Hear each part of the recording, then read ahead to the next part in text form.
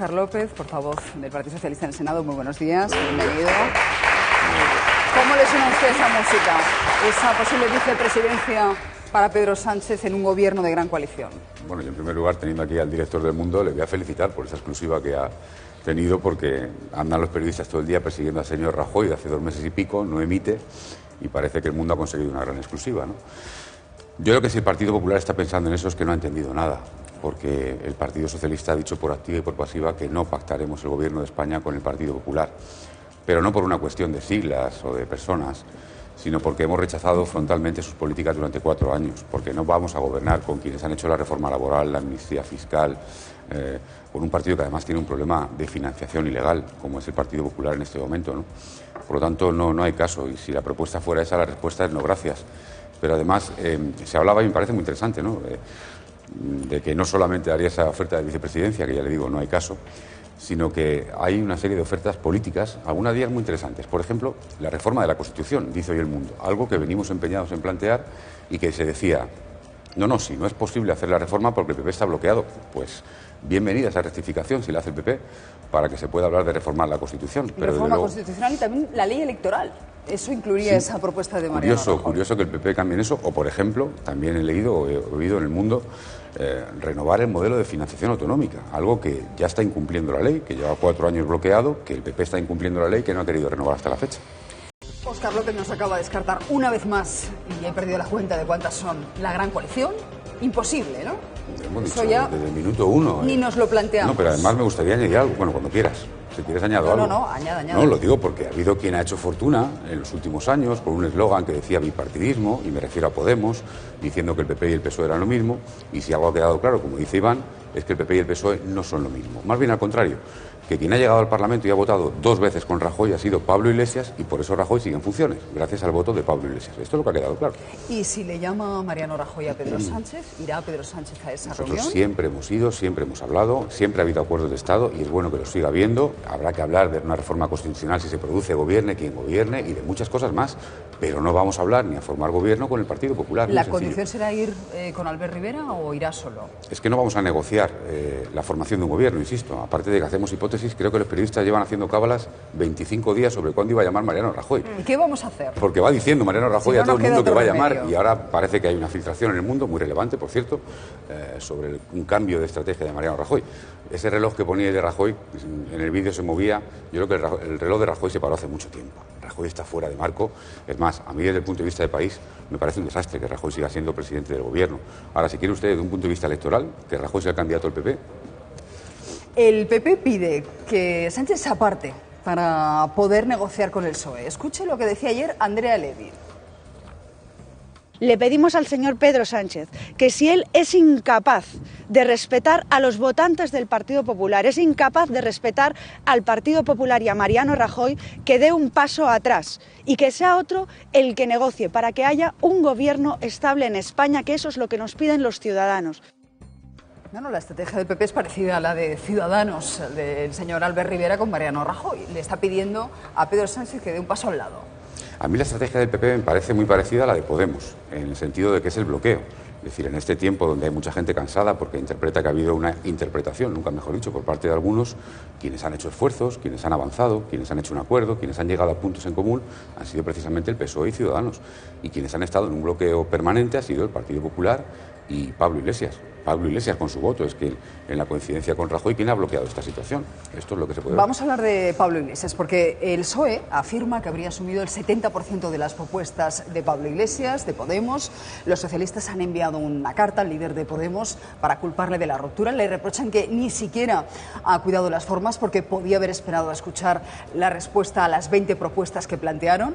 Podemos replica diciendo que había muchos elementos de acuerdo, pero que el PSOE renunció a ellos al quedarse atrapado en un pacto con Ciudadanos. Ahora dicen solo hay 2 opciones y seguir el paripé no está entre ellas, o la gran coalición o un gobierno progresista.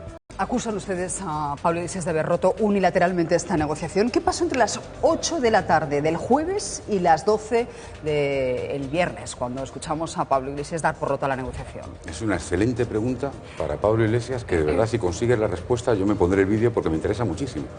Y de hecho, hay mucha gente jugando a un cierto juego de culpas que a mí me parece lamentable, porque lo importante es tener un gobierno y que podamos hacer políticas. Bueno, el PSOE también juega a eso. No, el Partido Socialista constata una realidad que voy a explicar atendiendo a la pregunta, ¿no? Se dice, lo que ha dicho Podemos es, nos levantamos porque hay un acuerdo con Ciudadanos. ¿Me puede usted explicar por qué se ha sentado en una mesa donde está Ciudadanos? ¿A quién se ha engañado? En esa mesa estaba Ciudadanos, estaba el PSOE, estaba Ciudadanos, estaba Podemos, los tres, porque hemos explicado por activa y por pasiva que el PSOE, no iba a pactar el gobierno de España con el Partido Popular y no iba a pactar el gobierno de España con partidos que hoy plantean la independencia de Cataluña. Y por lo tanto planteábamos una vía de una mayoría de cambio que está votando ya en el Congreso de los Diputados políticas reales para los ciudadanos, y que esa era la vía. Entonces se sentó a una mesa con Ciudadanos. Entregan un documento, es verdad que lo entregan a última hora, y quedamos allí en que habría una respuesta a ese documento. Pero bueno, a continuación, Pablo Iglesias se esconde esa tarde y sale la mañana siguiente para darle una patada al cambio y al acuerdo, sin esperar a que se responda a su documento. Es una falta de respeto a toda la gente a la que representa Pablo Iglesias.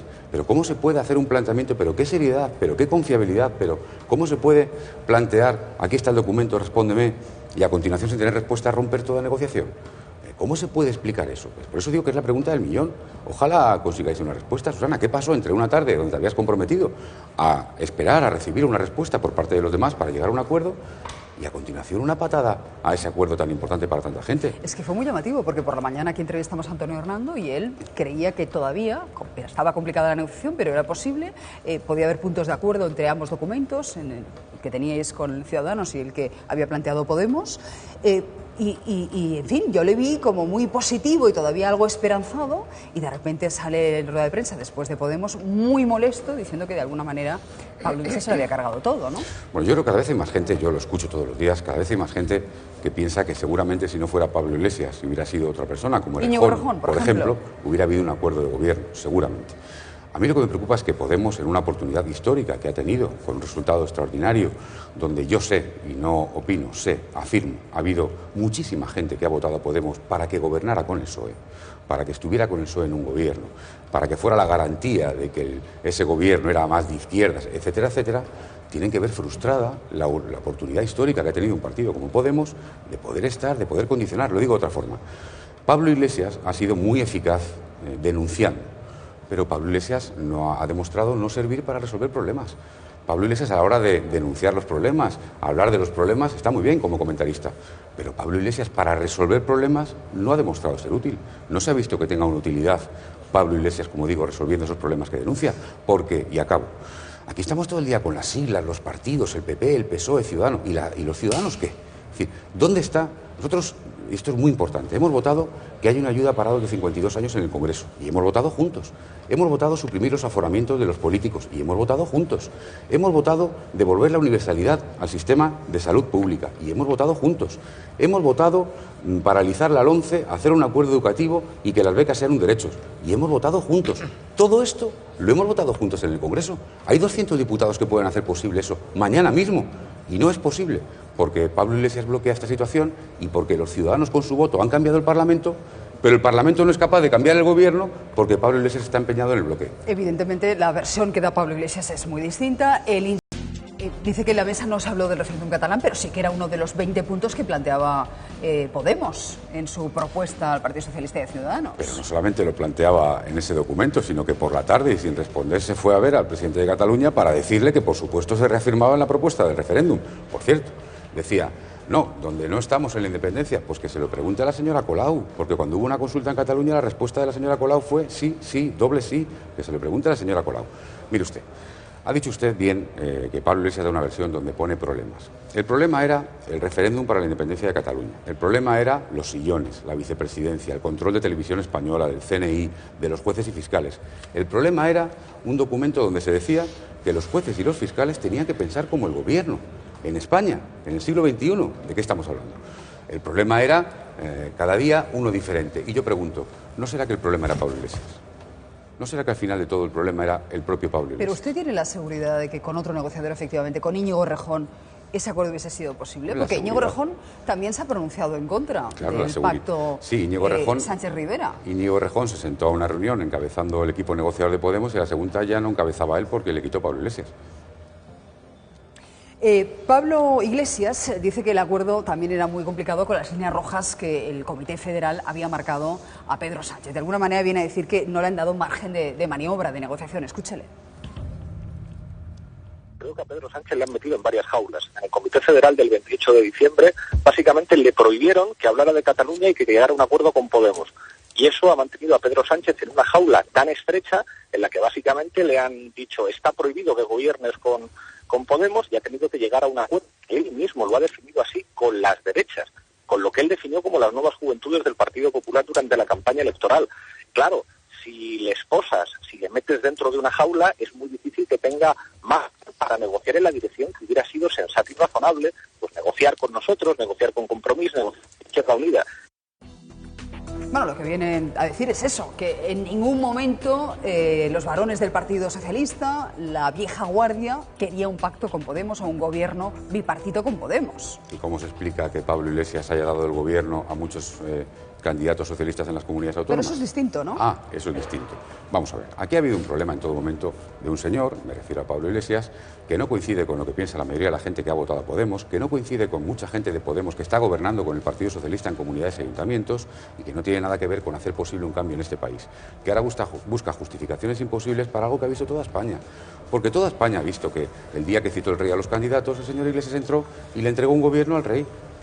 Y que el candidato socialista se enteró porque su majestad el rey le contó, oiga, el que acaba de salir ya le ha hecho usted el gobierno y le ha dicho que es vicepresidente. Vamos, yo jamás, mira que llevo tiempos en esto ya, jamás he visto nunca a nadie buscar con tanto ahínco, con tanto empeño, con tanto esfuerzo un acuerdo como Pablo Iglesias. A la vista está de todos.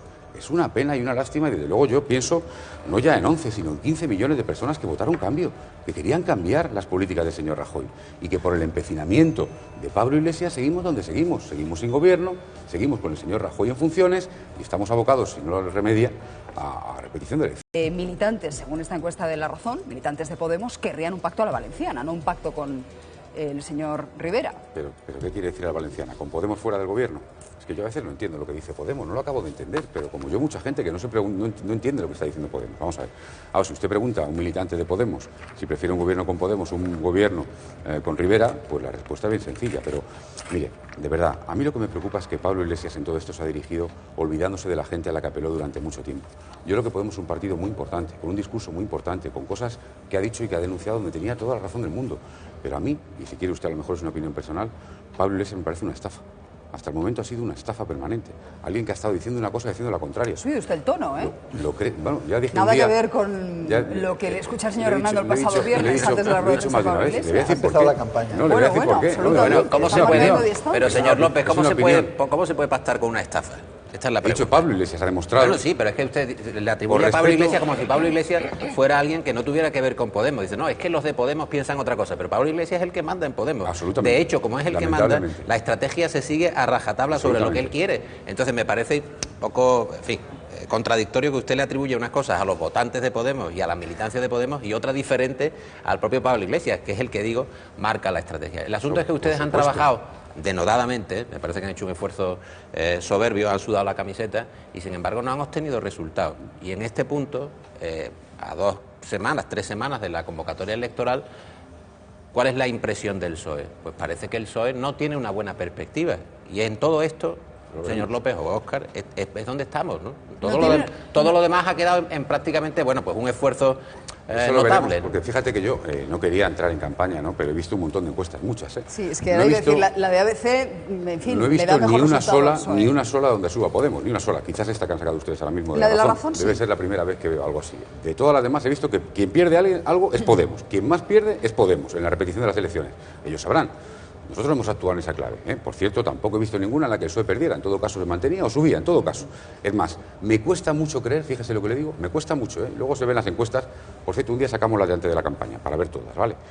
Pero me cuesta muchísimo creer que la gente vaya a premiar, porque yo estoy en la calle, ¿eh?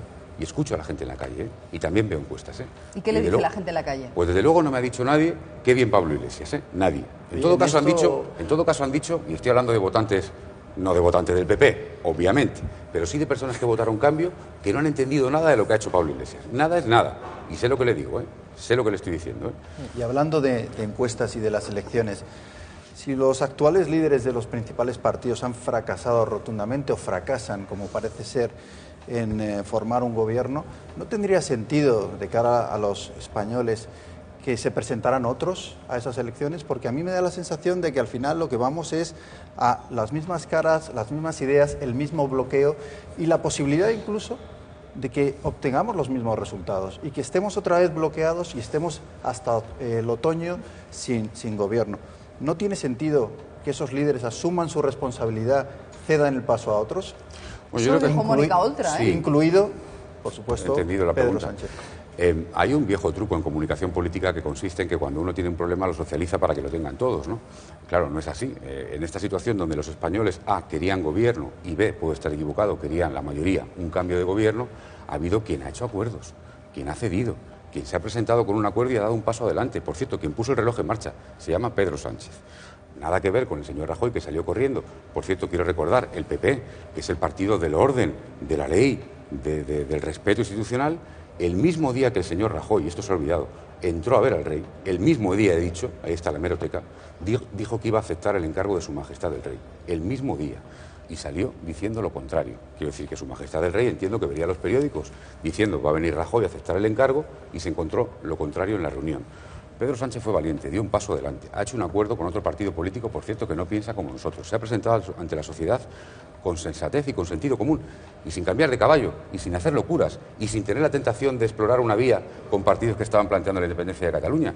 Por tanto, hay todo un capital político pero se ha acumulado. demostrado que Pedro Sánchez, con 90 escaños, no tenía la suficiente apoyo para formar un gobierno. Y se ha demostrado también en los otros casos, ¿no? En el caso de Rajoy y demás. Por eso mi planteamiento es que a mí me parece que lo que tendría sentido es que esos partidos se presentaran renovados a unas nuevas elecciones. Pero yo respeto esa opinión. Lo que pasa es que lo que tengo que decir es que en el Partido Socialista el candidato lo eligen sus militantes, por cierto, con el voto directo. Ningún periódico ni ninguna persona aislada. ¿Y va a haber primarias en el Partido Socialista o damos por hecho que el candidato va a ser Pedro Sánchez sin primarias? Eso es el partido más democrático de España y tiene un procedimiento que siempre respeta. Es más, llevamos 20 años votando en primarias, 20 años, desde Almunia y Borrell, cuando otros están ahora inventando todavía no sé qué proceso. Por lo tanto, el PSOE es un partido democrático. Ahora bien, yo respeto todas las opiniones, tengo la mía. Por cierto, también la he visto contrastada en algunas cosas, ¿no? Y es que Pedro Sánchez en este proceso ha reforzado precisamente su papel y del Partido Socialista como un partido que ha sido capaz de llegar a acuerdos, como un partido que ha intentado resolver el problema y lo sigue intentando hasta el último momento. Y acabo, una vez más, 2 años, 3 años, teorizando en horas y horas de tertulias televisivas sobre la nueva política, sobre la solución. Oiga, los españoles votan, los españoles, entendemos, votan. No le dan mayoría a un solo partido, absoluta. Ni siquiera se la dan suficiente para gobernar. Ni siquiera se la dan a una opción ideológica, porque no ha habido una mayoría solo de izquierdas ni solo de derechas. Ergo, ha habido un mandato de... Pónganse de acuerdo. Acabo. Pónganse de acuerdo. Y yo creo, puedo estar equivocado, que el partido que mejor se ha movido en esta situación ha sido el PSOE, el que ha sido capaz de llegar a acuerdos y presentarse ante la sociedad con un acuerdo. Es lo que creo. Sí, pero señor López, lo que al final lo que han acordado es no acordar nada. Incluso ayer, cuando hacen un nuevo movimiento estratégico planteando que aceptan el 70% del documento de Podemos, están revisando y enmendando el acuerdo que tienen con Ciudadanos. Pero yo, sobre el debate de los líderes, yo creo que los ciudadanos, los españoles, si vuelven a votar, van a decidir ellos la continuidad o no continuidad de los líderes en esta segunda vuelta de las elecciones generales. Hay una tendencia en las encuestas y esa tendencia en las encuestas nos tenemos que ajustar a ello porque son los elementos que tenemos. Es que hay una mejoría pequeña, pero que PP y Ciudadanos aguantan, y PSOE y Podemos no mejorarían porque ustedes se quedarían más o menos igual y Podemos en principio van a bajar. Si nos estamos manejando... Es que estamos hablando de la razón. Déjame que repasemos también la de ABC porque poco tiene que ver la de ABC con la razón. Lo que viene a decir precisamente GAT3 en esta encuesta de ABC es que habría un fuerte castigo de Podemos, la formación de Pablo Iglesias perdería, según este sondeo, 23 escaños y en unas elecciones repetidas PP y Ciudadanos ganarían terreno y rozarían la mayoría absoluta, 106 172 escaños juntos.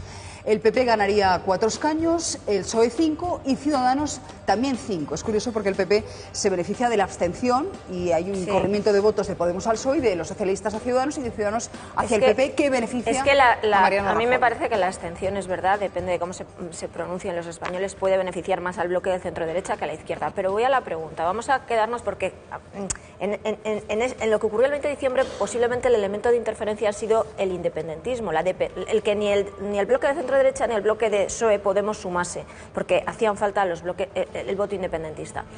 Yo empiezo a escuchar voces en su partido también, y miro Andalucía y miro Susana Díaz, que plantean que ante unas nuevas elecciones ya no se puede volver a repetir esto y que hay que dejar gobernar a la lista más votada. La pregunta es esa, ante unas nuevas elecciones, si el escenario es más o menos parecido, pero PP y Ciudadanos se acercan más a la mayoría absoluta, ¿ustedes se abstendrán y dejarán gobernar a la lista más votada o intentarán volver a hacer lo mismo que han hecho ahora? Pero me está haciendo una pregunta concreta, que es si el PP gana las elecciones, vamos a poner... No. Si hay una mayoría, es posible articular una mayoría PP-Ciudadanos si respetarán el principio de la lista más votada después de unas nuevas elecciones, que tiene que gobernar el que gane las elecciones. Y eso lo estoy escuchando en dirigentes de su partido. Sí, yo también. Y miro directamente... Sí, bueno, pero se puede confiar, pero yo le estoy planteando este escenario. No, que está bien que se opine sobre lo que hace el PSOE o lo que dice el PSOE. Lo que ya no entiendo es que me digan a mí lo que hace el PSOE. Yo le digo lo que hace el PSOE y si quiere usted lo opina, lo califica. El PSOE no ha pactado ni va a pactar con el Partido Popular. Es más, no lo va a hacer, porque precisamente defendemos un modelo contrario al del Partido Popular.